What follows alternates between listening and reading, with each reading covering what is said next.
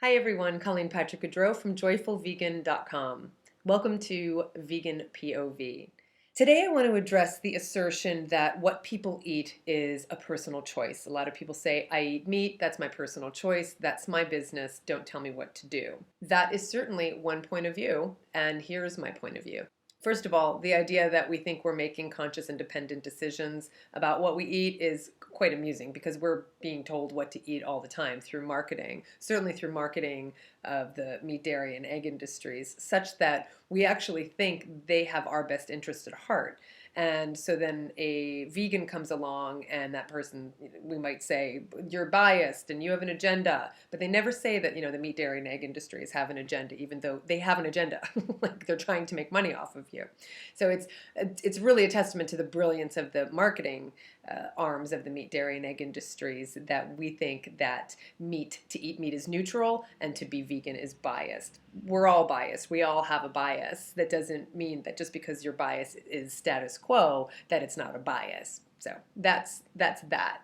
As far as personal choice goes, the problem with this justification, eating meat is my personal choice, eating meat is my business, is that it assumes that there is no victim, that there's no other. It implies that the meat eater's desires or traditions or culture or taste buds or whatever are superior to anything or anyone else, and that because of this, he or she is absolved from the harm eating meat causes or dairy or eggs.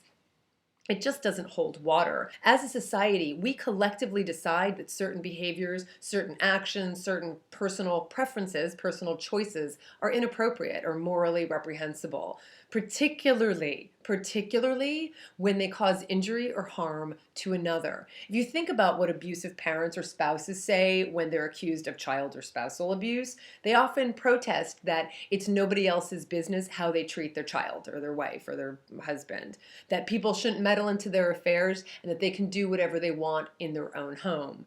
And there was a time when the law protected such people and justifications and practices, but this is no longer the case. We've created laws to make domestic child abuse illegal and punishable.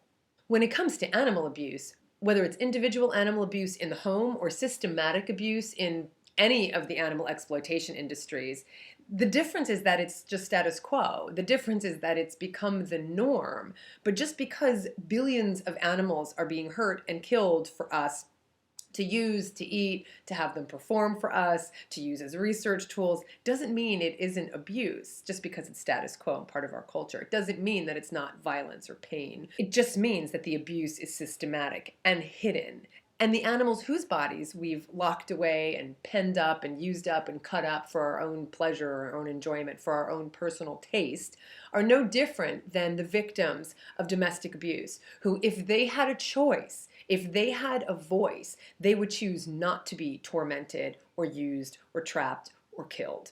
When we take away the choice of another and then use that as license to hurt or kill, we're participating in an egregious act of cruelty, whether we do it ourselves or we pay others to do it for us. We only tell ourselves that it's personal choice, that it's our own business, so we can keep doing it and so that we sleep well at night. It's like if someone were to say, it's my personal choice to drink alcohol. Yes, that is true. But I have a problem with it's my personal choice to drink and drive. Right? Now, of course, you could say, well, sure, we have the choice to do whatever we want, right? But that doesn't mean there aren't consequences to doing whatever we want. It doesn't mean that it's legal to do whatever we want, and it doesn't mean it's okay to do whatever we want. Right? I mean, your right to throw your fist ends at my nose. So just as there is potential harm when you drink and drive, innocent victims who would suffer because of your desire to do whatever you want, there is more than potential harm when we decide we want to eat animals or do to them whatever we do to them, and we do many horrible things to them.